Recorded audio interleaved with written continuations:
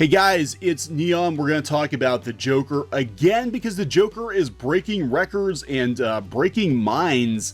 I think we're going to talk about the aftermath, I guess, of the Joker, how it's going to do in the second weekend. It's making ridiculous money, and then we're going to talk about how some of the news outlets that sort of rang the sounded the alarm bells for the Joker potentially causing violence are now seemingly backpedaling on that, and they're advocating for the Joker to exist, and they're actually going out of their way to tell people why the Joker will not incite violence. Why the Joker won't incite violence? Probably because opening weekend came and went, and nothing happened. Unfortunately, I think that disappointed some of these news outlets who were convinced that the Joker was going to cause mass hysteria, was going to cause violence, was going to cause all kinds of horrible things to happen just by its mere existence, just like rock and roll and Dungeons and Dragons. Rock and roll, Dungeons and Dragons, video games, now the Joker. You can blame all of society's ills on these four things. So we're going to talk about that, as well as the potential for a standalone Two-Face movie, which actually sounds pretty cool if they do it right. All right, so please subscribe to CLOWNFISH TV if you haven't subscribed already. We passed 66,000 subs, I think, this week.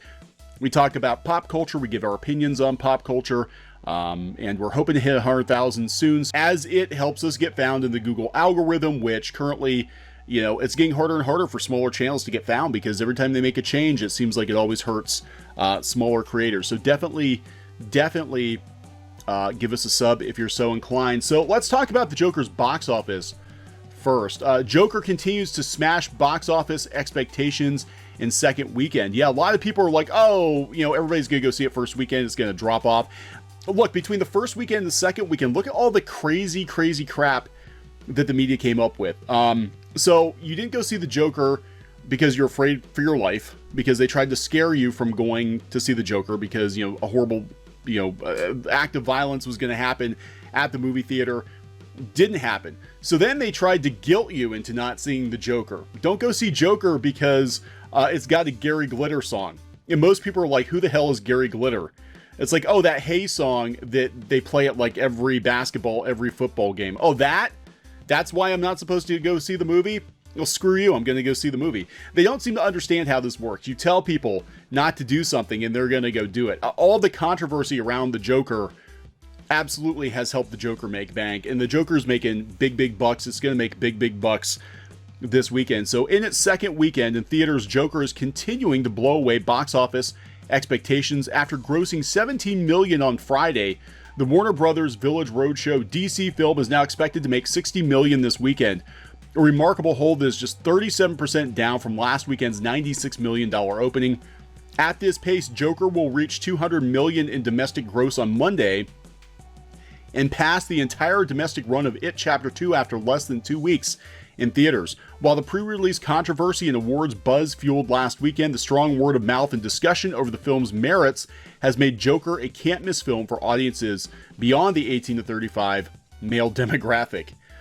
Family audiences, however, don't have the R-rated Joker as an option, so they've got the Addams Family, which I don't think is going to do very good, which, surprising. I mean, the Addams Family at one point in time was a big deal, but I gotta tell you, I'm a fan of the Addams cartoons, and the trailer was kind of like meh. It doesn't really feel sufficiently Addams Family-ish, but who knows.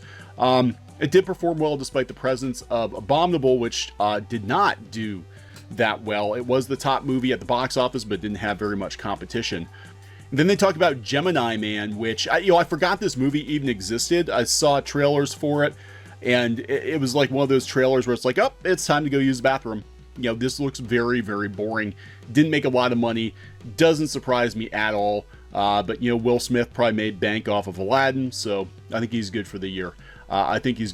So let's talk about this. This is coming from Vox. Why Joker is unlikely to inspire real-world violence, explained by an expert. Now, to be fair, as far as I can tell, Vox has not been as anti-Joker as a lot of websites have been. They're basically like, let's talk about this. Let's have a conversation about this. Could it inspire violence? Could it possibly, maybe? And I'm actually surprised. You go to other websites and they're like, the Joker's gonna cause mass hysteria and it's gonna weaponize all these disenfranchised white men to do horrible things. And that didn't happen. It didn't happen. And most rational people could tell you it probably, possibly, maybe wouldn't happen. But regardless, the police stepped up their game. The military stepped up their game. I mean, it's just everybody is freaking out over the Joker, which actually sounds like the plot of a Batman comic book, doesn't it? The threat of the Joker doing something causes everybody to freak out. I mean, maybe it's part of a viral marketing campaign or something, but I could totally see that being an issue of a Batman comic where everybody's so afraid of what the Joker might do or might cause that they actually hurt themselves trying to stave off an attack from the Joker. He would find it very hilarious, I think. So the movie sparked worry that its anti-social violence might speak to extremists. Radicalization expert Robert Evans tells us why that probably won't happen.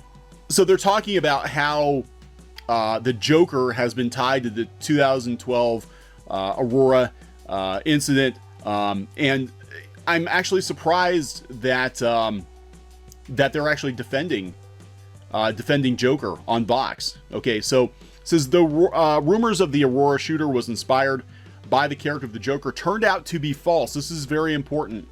They were false. The memory is clearly still strong for many people, including people who work in the comic book industry, who don't have the full story, apparently.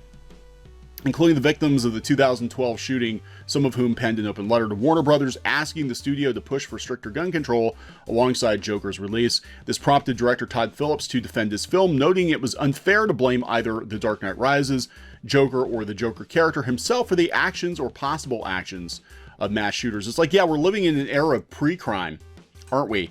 You might possibly maybe do something horrible because of the kind of person you are. So we have to ban things and ban you to make sure that you don't have the chance to possibly do something.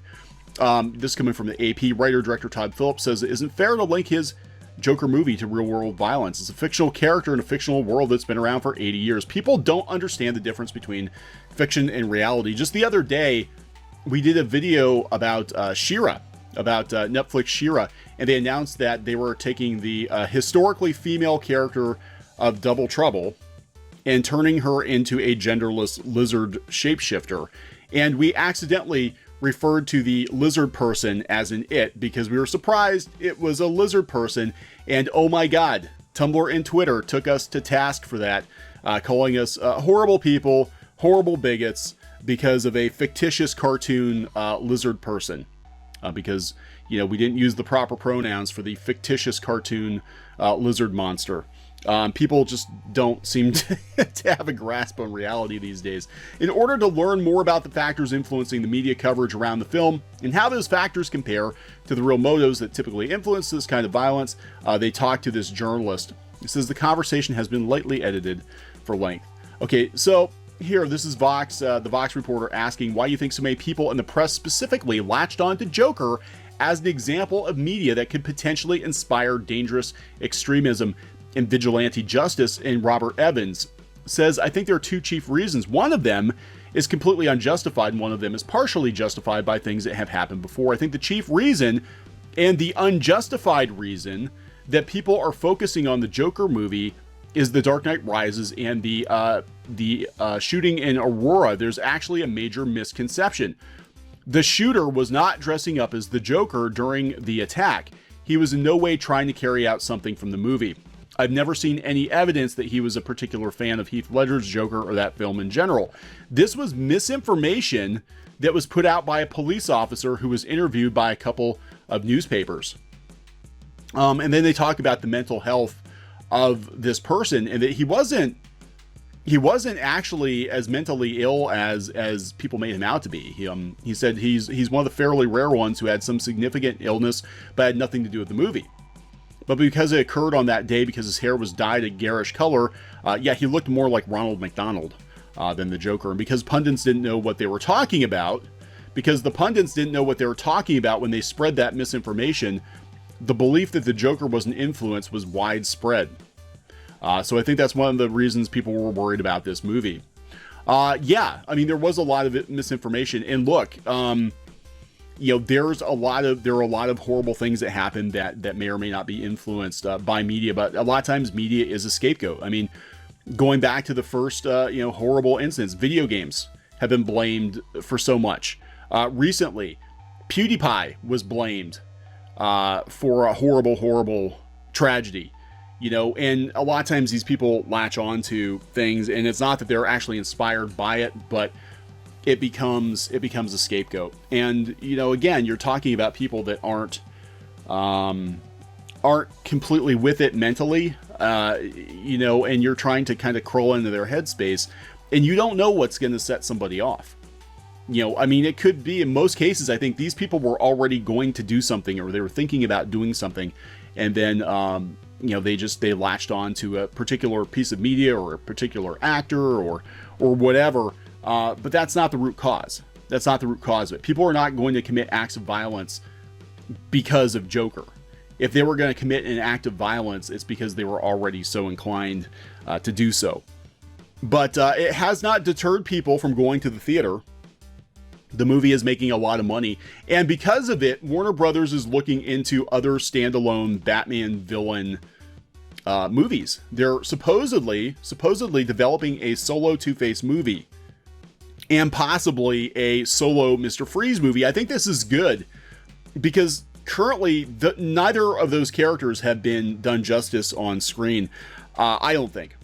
We did have Two-Face briefly at the end of The Dark Knight, but the problem with that version of Two-Face, in my opinion, is it seemed like he was tacked onto the movie. It seemed like the movie needed to end with Harvey Dent in the hospital and then make Two-Face the main villain for the third Batman movie.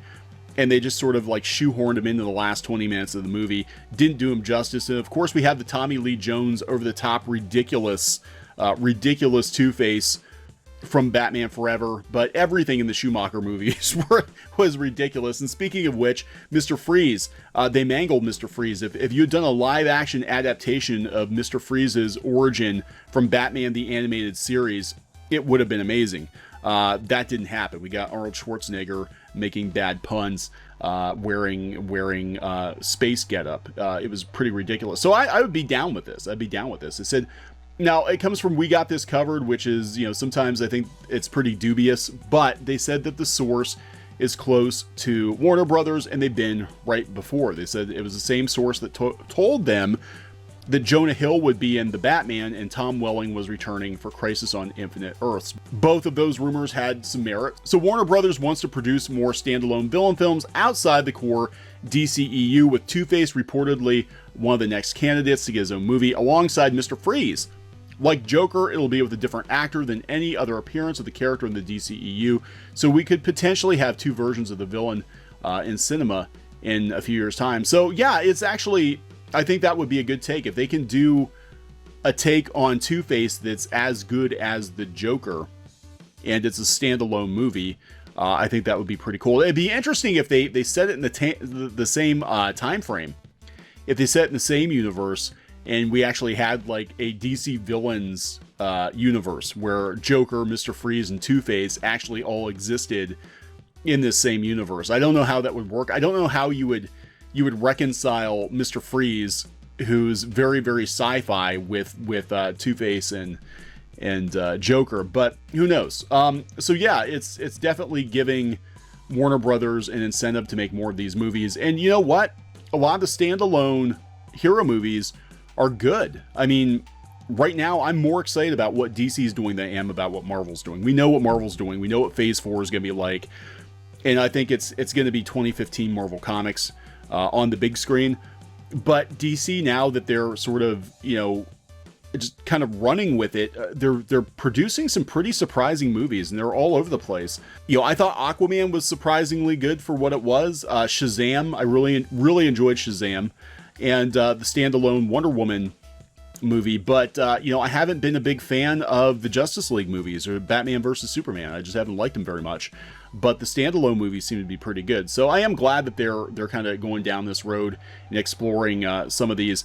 Would be interesting to see them maybe do a live action, Dark Knight Returns or something someday. I don't know. But I'm more excited about there potentially being a Two-Face or Mr. Freeze movie than I am about seeing a Batman movie with Robert Pattinson. That's for damn sure.